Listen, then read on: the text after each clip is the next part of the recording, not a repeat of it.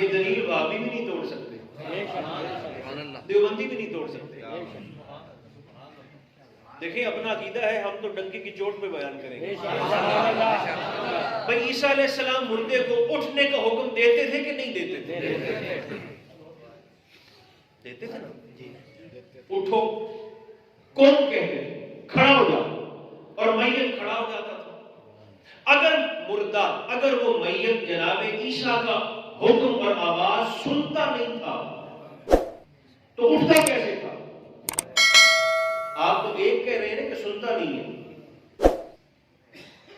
اس سے اگلی بات میں عرض کرتا ہوں آپ کی خدمت میں، مردہ آواز کو سنتا بھی تھا اور پہچانتا بھی تھا کہ مجھے حکم دینے والا کوئی عام بندہ ہے یا اللہ کا رسول حکم دے رہا ہے۔ کسی اور کے کم کہنے پر وہ کیوں نہیں اٹھتا تھا؟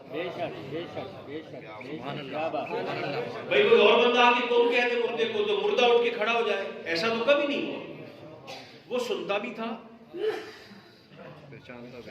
اور اسے پتا، آواز کو پہچانتا بھی تھا کہ مجھے رسول آواز دے رہا ہے اور مجھے اس آواز پر اب اٹھنا ہے۔ سبحان اللہ۔ حکم تو اللہ کا ہی ہوتا ہے نا، حکم تو اللہ کا ہوتا ہے۔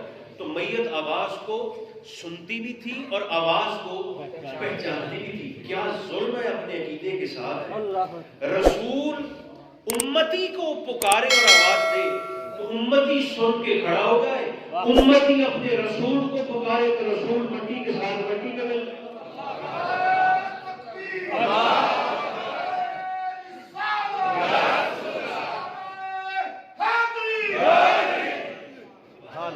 کلمہ پڑھنے والا سن سکتا ہے تو کلمہ پڑھانے والا بھی تو سن سکتا ہے۔ جھگڑا تھا ہی نہیں، جسے ہم نے جھگڑا بنا دیا۔ اور یہ ساری کی ساری باب اولاد قرآن مقدس کے اندر موجود ہے۔ سبحان اللہ، سبحان اللہ۔ چلیں یہ تو ہے نا کہ مردہ چلیں ہے میت مگر انسان تو ہے، یہاں تو غیر انسان میت بھی سنتے ہیں۔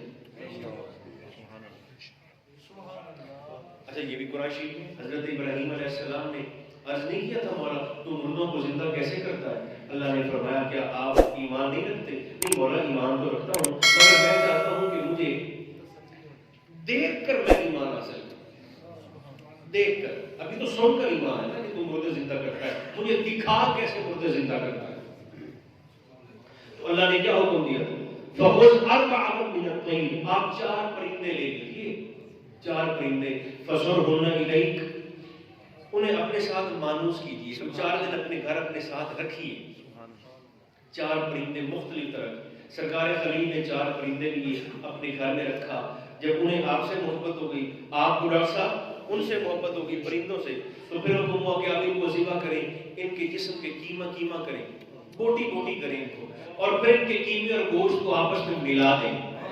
4 پرندوں کا گوشت آپس میں مل جائے، پھر اس گوشت کی چھوٹے چھوٹے حصے کر کے 4 مختلف پہاڑوں پر رکھیں، سر آپ کے ہاتھ میں،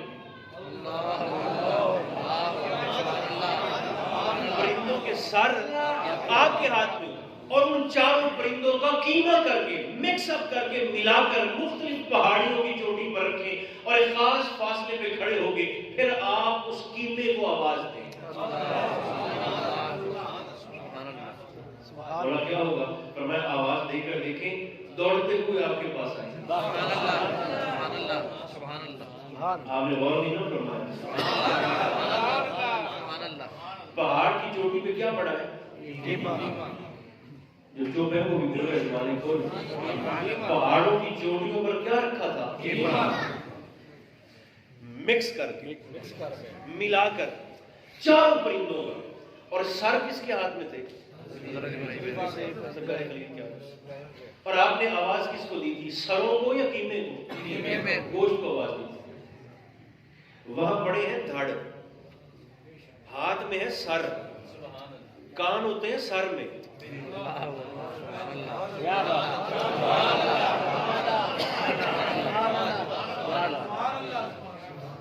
بھائی دھڑ سنتا ہے یا سر سنتا ہے؟ تو سر تو ابراہیم کے ہاتھ میں ہے۔ وہابیوں سے بھی نہیں ٹوٹے گی۔ پرندوں کا سر، 4 سر سرکار خلیل کے ہاتھ میں، اور آپ نے آواز دی ہے دھڑوں، جسموں کو آواز دی، اور وہ ایسے ہی آئے۔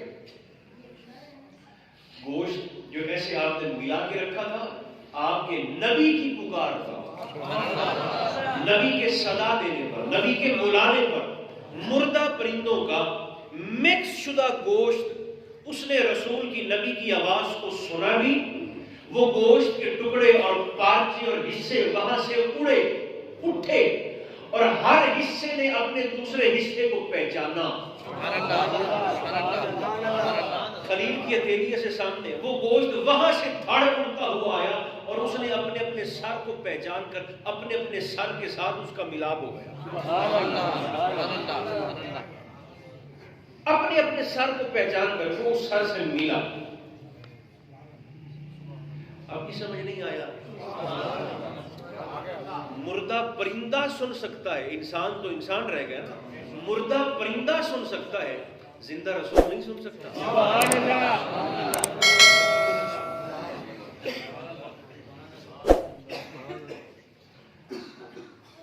یہی وجہ ہے کہ سیدنا صدیق اکبر رضی اللہ تعالیٰ عنہ سے جہاں بھی عظمت رسول کی بات آئے وہاں عقل کا تو مقام ہی کوئی نہیں۔ حضور کی عظمت کے سامنے سیدنا صدیق اکبر رضی اللہ تعالیٰ عنہ سے ابو جہل نے کہا تھا، دروازہ کھٹکھٹا کر اس نے کہا، کوئی جو کہے کہ میں ایسے گیا ہوں، ایسے گیا ہوں، ایسے ملاقات کر کے ایسے واپس آ گیا، تو بات عقل میں آتی ہے؟ آپ نے فرمایا کوئی کہے تو عقل میں نہیں آتی، مگر کہا کس نے؟ اس نے کہا تیرا صاحب کیا ہے؟ تو سرکار سے